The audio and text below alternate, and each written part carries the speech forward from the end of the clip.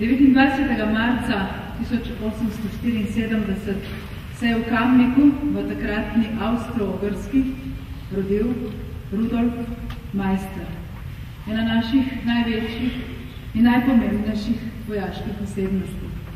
Človek, ki je skrival v sebi duh posebne vrste domoljubja, lahko bi rekli tudi posebne vrste slovenstva.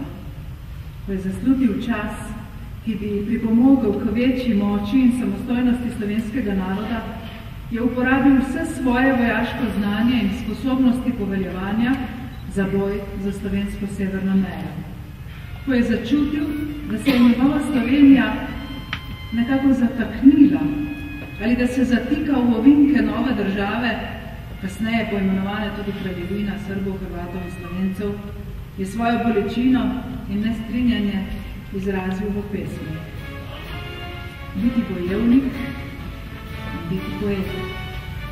Biti glasnik domoljubja in svobode, biti močan, kot je lahko le vojska domoljubov, in biti šibak, kot je lahko poetova duša. Kako poredko se to dvoje preplete v človekovi zgodovini ali celo v človekovi osebni zgodbi.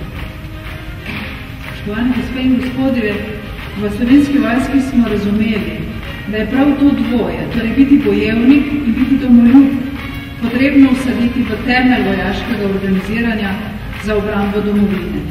In orkester slovenske vojske je vse to simbolno povezal v krasen koncert, eden tistih najbolj slavnostnih, ki bo letos podaril našim državljanom in javnosti.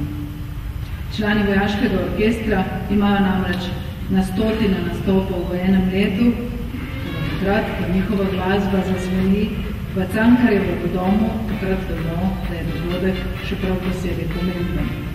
Na spominu na Rudolfa Meistra Vojanova se bomo posvetili na najbolj žlahtni način.